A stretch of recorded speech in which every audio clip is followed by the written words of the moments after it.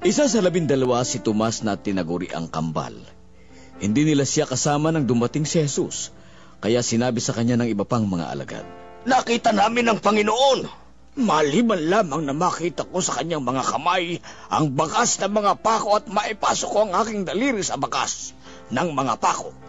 At maipasok ang aking kamay sa tagiliri niya, hindi ako maniniwala." Makaraan ng 8 araw, muli na namang nasa loob ang kanyang mga alagad at kasama nila si Tomas. Dumating si Jesus habang nakasara ang mga pinto at pumagitna sa kanila at sinabi niya, "Sumainyo ang kapayapaan."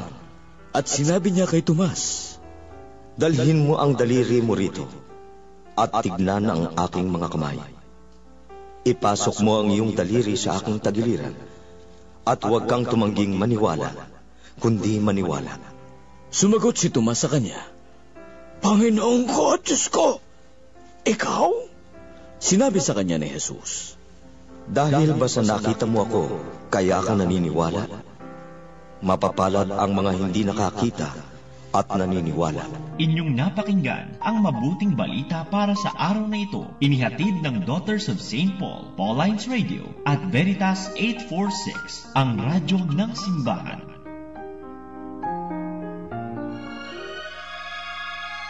Yes po, Father. Mga kapanalig, ngayon po ay pinagdiriwang natin ang kapistahan ni Apostol Santo Tomas at narinig po natin sa ating ebanghelyo ngayon isa sa mga kwento o karanasan na dapat natin din matutunan mula kay Santo Tomas. Dito po nagkaroon ng pagdududa sa unang pagkakataon si Santo Tomas kung totoo ba talagang nabuhay si Kristo, at maunawaan po natin din, I'm sure naunawaan ng Panginoong Hesus kung bakit siya nagkaroon ng pagdududa.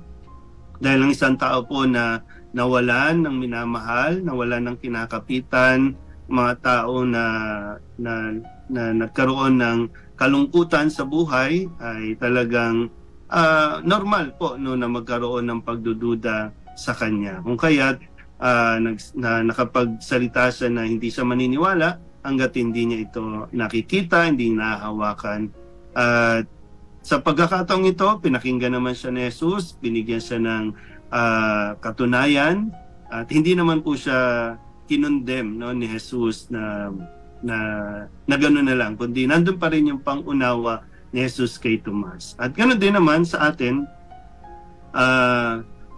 may mga pagdududa tayo dahil sa mga karanasan natin sa buhay, mga nangyayari sa paligid natin, napapaisip tayo, totoo bang may Diyos? Buhay ba talaga ang Diyos? Nandiyan, hindi po tayo tuluyang iiwanan ni Jesus, kundi patuloy pa rin siyang magpaparamdam, magpapakita ng mga katunayan para po sa ating pananampalataya. At nawa, kung magising na ang ating diwa at manumbalik ang ating pong pagtitiwala sa Diyos, ito rin nawa ay magbigay sa atin ng isang hamon o pagtugon sa isang misyon na magpahayag ng pananampalataya para din sa iba na patuloy pa rin nagdududa sa kapangyarihan at pagmamahal ng Diyos. Kaya humilin din tayo ng tulong mula kay Santo Tomas na masabi din natin, Panginoon ko at Diyos ko. Amen.